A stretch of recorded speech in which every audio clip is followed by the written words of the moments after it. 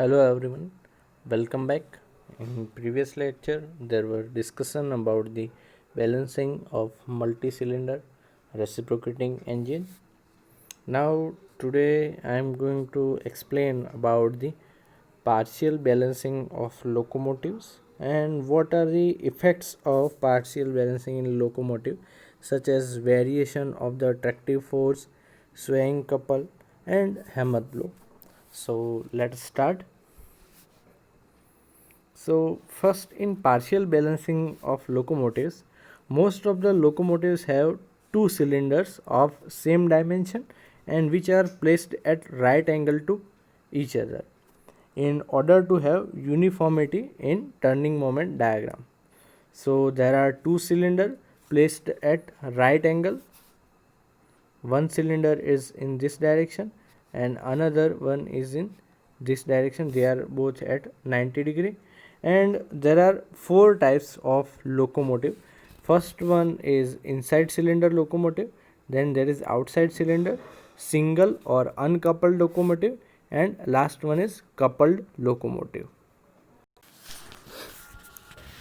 So when the cylinders are placed insides of two wheels, here we can see in the figure the cylinder are, this is the cylinder number 1 and this is the cylinder number 2, and both are placed inside of the two wheels that are basically our driving wheels. So it is called as inside cylinder locomotives. On the other hand, when the cylinders are placed outside the wheels, it is called as outside cylinder locomotives. Here you can see this is the outside cylinder locomotives. The cylinder are placed at the outside, so the crank will be at the outside. The crank will be connected to the piston and cylinder arrangement, so they are basically outside of the cylinder. Now another type is single or uncoupled locomotive. So this is the one in which the effect is transmitted to one pair of wheels only, whereas is coupled locomotive, the driving wheel are connected to the leading and trailing wheel on the by the outside coupling rod. You might have seen in railway there is multiple wheels are connected by a coupling rod and they are transmitting the motion. So that is coupled wheel of locomotive, while in single or uncoupled locomotive only one will be transmitted the power, not on the all wheel, but only single wheel will be transmitting the power. The uncoupled locomotive are obsolete nowadays. The in locomotive the ratio of uh, length of connecting rod to the crank radius r l by r is called as obliquity ratio, and it is n small n, and which is generally kept large so that the effect of secondary unbalance, the secondary unbalance is given by m omega square r cos 2 theta divided by n, where n is equal to L by R. So basically this effect of secondary couple, this is the equation of the secondary couple. So that is minimized by keeping this L by R ratio large. So therefore in locomotive only primary unbalanced force is required to balance, and such balancing is called as partial balancing of locomotive, and this is achieved by adding balancing mass in the wheels. We add balancing mass in the wheels. Now let us discuss about the effect of partial balancing of locomotive. So we discussed in earlier section that the partial balancing of reciprocating engine that are of two unbalanced forces, that is first one is along the line of stroke, that is FH horizontal force, and perpendicular to line of stroke, that is vertical stroke FV and FH. Two forces are acting. Now the effect of FH produces the variation of tractive force along the line of stroke. The variation of tractive force that is along the line of stroke, which is in the FH horizontal direction, while the couple of such force is known as swaying couple. And when we consider the couple of the horizontal force or the FH, effect of FH produce the variation in tractive force, and this tractive force couple is called as swaying couple. And the effect of FV vertical force is produce the variation of pressure on the rails. जो हमारे rails है उसके ऊपर vertical direction में जो pressure होगा variation में, that is caused by the vertical force and which is causing the hammering action on rail called as hammer blow, and that is called as hammer blow, which is causing hammering blow on the rails. So first we will discuss about the variation of the tractive force. That is called as Ft. Then swaying couple, that is called as Cs, and hammer blow we will discuss, that is vertical force. Step by step we will discuss all of them. Now let us discuss first the variation of tractive force. Here first we will see the resultant unbalanced force due to two cylinder along the line of stroke is called as tractive force. First, what is tractive force? Let me write down over here. The resultant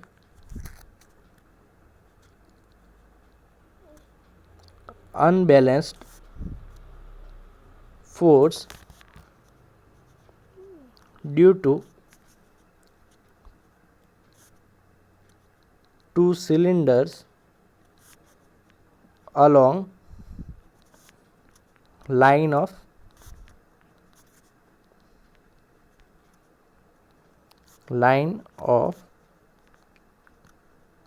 stroke.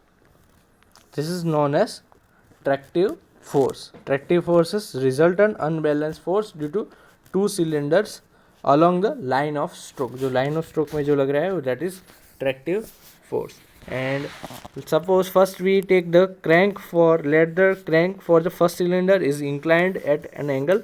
Suppose the crank 1 is inclined at the angle theta and with the line of stroke, and now the second crank will be, the second cylinder will be inclined at plus 90, so we will add plus 90 to this, so this will be in this direction. The second crank will be in this direction, first crank will be this direction. So for second crank it will be 90 plus theta, that will be the angle for the second crank with respect to the first reference line. Now we know that the unbalanced force along the line of stroke for cylinder 1 is given by FH1. Here the first one is FH1, unbalanced force along the line of stroke for the cylinder 1, that is 1 minus C m omega square r cos theta, that earlier derived this equation. For cylinder, same way for cylinder 2 there will be 90 plus theta, so cos 90 plus theta is equal to sin theta, and the resultant unbalanced force or tractive force is given by the sum of this first and this second one, so it will be given by this equation, and that is the equation gives the magnitude of tractive force, where this C is the fraction of reciprocating parts to be balanced. जो पूरा मास है वो complete balancing तो possible है नहीं, जो भी fraction हम बैलेंस करेंगे वो पोर्शन है, ठीक है. m जो है that is the mass of the reciprocating part of each cylinder, omega is the angular speed, r is the radius of crank, while theta is the angle. Now the tractive force is maximum or minimum when this term cos theta minus sin theta is maximum or minimum. You can see over here this equation, tractive force will be maximum or minimum when this cos theta minus sin theta will be maximum or minimum. So for that we will take the derivative of this dft upon d theta with respect to angle theta should be equal to 0. This derivative should be equal to 0, then we will get the maximum or minimum tractive force. So let us see. So here you can see, to have the maximum or minimum, we will take the derivative with respect to theta. So this term is totally constant, all the parameters are constant, so they all will be neglected and will be come to 0. Cos theta, it will be minus sin theta, and for sin theta it will be plus cos theta. So here we can see that sin theta is equal to minus cos theta. So what will happen? Sin theta upon tan theta will be minus 1, and for minus 1 we will have two values of theta, that is 135 and 315 degree. Now the minimum value of ft for that will be at 135 degree, that will be the minus root 2 1 minus c m omega square r. So this is the minimum tractive force, while as the maximum tractive force is given by the plus root 2 1 minus c m omega square r, and the generalized equation of the tractive force is given by this equation. So this is all about the tractive force in the locomotives. Now we will see the swaying couple and how it works. So another topic is swaying couple. When the two unbalanced forces acting along the line of stroke of the cylinder of the two cylinders constituting a couple in horizontal direction between the center plane of two cylinders. Here we can see in the figure there are two cylinders, cylinder 1 and cylinder 2, which are if we take at the center plane, this is the line of stroke of one cylinder and second cylinder. Two unbalanced force acting along the line of stroke में दो forces लग रहे हैं, FHU1 FHU2. So they two consist a couple in horizontal direction में यहाँ पे दो couple form होगी between the center planes of two cylinders, यहाँ पे दिखाया गया as a shown in figure. This swaying couple is tend to sway the engine alternatively in clockwise direction and anti clockwise direction, और उसकी वजह से क्या होगा कि ये जो इंजन है उसको वो कंटिन्यूसली क्लॉकवाइज डायरेक्शन और एंटी क्लॉकवाइज डायरेक्शन में स्विंग करेगा. ठीक है, यहाँ पे आप देख सकते हो couple, first this is the clockwise direction and another it will in the anti-clockwise direction. So let the capital L be the distance between the line of stroke of two cylinders. Now we have to find the primary unbalanced force and secondary. We have primary unbalance on first and second cylinder. We have seen in the earlier equation of variation of tractive force. We know that equation 1 minus c m omega square r cos theta, while for second it will be 1 minus c m omega square r cos 90 plus theta. So we will take both of them and taking moment about the center line, we get the swaying couple as FHU1. यहाँ पे जो उसका equation होगा force into perpendicular distance L/2, यहाँ पे भी force into perpendicular distance, लेकिन ये माइनस होगा. ठीक है, नेगेटिव कपल है, सो वो यहाँ पे माइनस होगा FHU1 माइनस FHU2, और FHU1 है उसका इक्वेशन हमको मालूम है FH, let me right it again if you don't remember. FHU1 जो फर्स्ट सिलेंडर के लिए इक्वेशन है that is equal to 1 minus c m omega square r cos theta, and FHU2 that is for second cylinder, it is given by, this is the primary unbalanced force, 1 minus c m omega square r, but here it will be cos 90 plus theta. Now 90 plus theta is equal to sin theta. This will be the same, and this is the FHU2. Now we will use this in this equation, and we will find the CS, that is the swaying couple. Now as we have done in the variation of tractive force, we will same do for the swaying couple. For swaying couple to be maximum or minimum, we will take derivative with respect to theta, and that will be given by this sign this equation again, other terms are constant, and we will get two values of theta, that is 45 and 225. So the maximum and minimum value of swaying couple are given by this two equation. The maximum value is at 45 degree for swaying couple, while for minimum value is at 225. Whereas in tractive force that was reverse. For lower angle, the tractive force was maximum. Similarly here also, the lower f angle, the tractive force is maximum, sorry. And for minimum value of theta, sorry, for maximum value of theta, the CS is minimum. So here the theta is 225, CS is minimum, and here for 45 it is maximum. Now we will see the last term, that is hammer blow.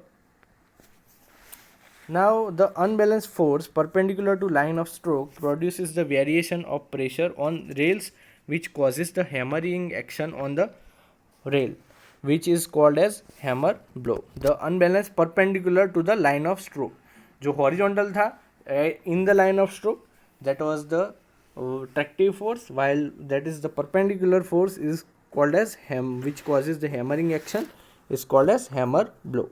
Now we know that the unbalanced force along the perpendicular to line of stroke due to the locomotive mass mb at radius rb is mb omega square rb sin theta, which is given by the unbalanced force fu is given by mb rb omega square sin theta. So this is the unbalanced force equation, and this force will be maximum when it is unity, when the theta is 90 or 270. So for hammer blow you can consider this figure. Now the W is equal to mg is the weight of the wheel. Now the balancing mass is over here, it is rotating at the omega speed. Now there is variation with the unbalanced force. Due to this there will be the unbalanced force, and that will be changing with the time as the angle changes from this angle to this angle as it is rotating. So as the angle changes, the value changes from maximum value to minimum value.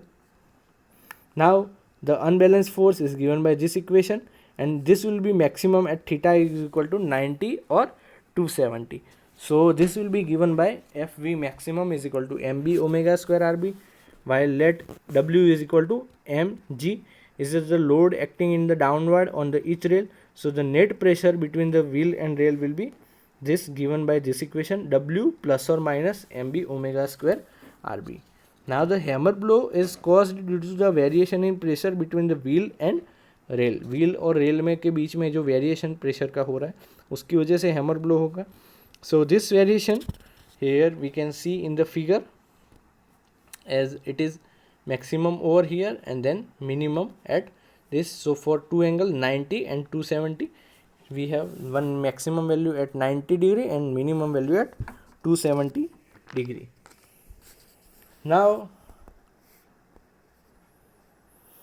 if in the equation over here the value is negative, equation is negative, will be lifted from the rail.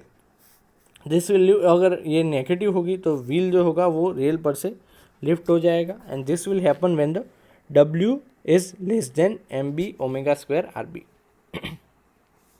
W जो है वो हमारे balancing mass का जो force है, balancing force, उससे कम है. तो उसके लिए हमको क्या करना पड़ेगा, जो लिमिटिंग कंडीशन है उसको मेंटेन करना पड़ेगा. For that limiting condition we have to maintain that angular speed, that is angular speed omega is equal to W by mb rb. W is the weight of the wheel. So we will have to maintain the angular speed so that this limiting condition can be achieved, so the rail does not lift from that position. So this is about the various terms: tractive force, swaying couple and hammer blow. So this is the end of today's lecture. Thank you very much for listening me carefully. Have a nice day.